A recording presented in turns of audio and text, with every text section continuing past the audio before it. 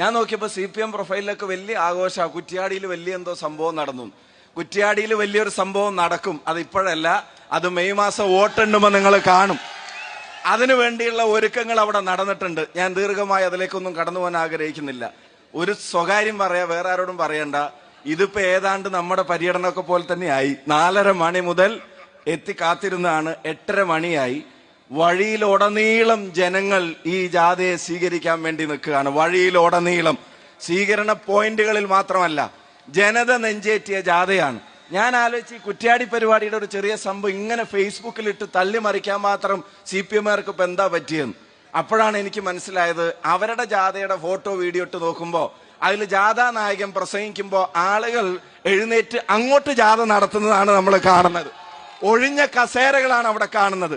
ഇവിടെ ഒരു ഇഞ്ച് സ്ഥലമില്ലാതെ ജനങ്ങൾ പ്രതിപക്ഷ നേതാവ് നയിക്കുന്ന ഈ പുതുയുഗ യാത്രക്ക് എത്തിച്ചേരുന്നുണ്ടെങ്കിൽ അതിന്റെ അർത്ഥം മറ്റൊന്നുമല്ല, കേരളത്തിന് പുതുയുഗം സാധ്യമാണ്.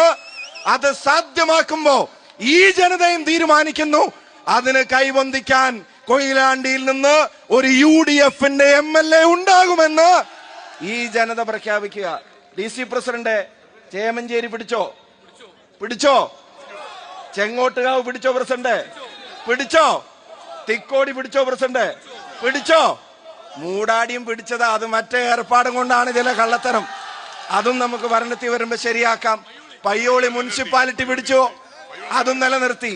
കൊയിലാണ്ടി മുനിസിപ്പാലിറ്റി തന്നെ 1-2 സീറ്റിന്റെ, അതും 100-ൽ താഴെ വോട്ടിന്റെ, സാരല്ല, കുറച്ചും കൂടെ ജോലി ചെയ്തിട്ട് അതിന്റെ കുറവും കൂടെ നിയമസഭാ തെരഞ്ഞെടുപ്പിൽ നിങ്ങൾ തീർക്കണം. തീർക്കുവോ? വാക്കാണോ?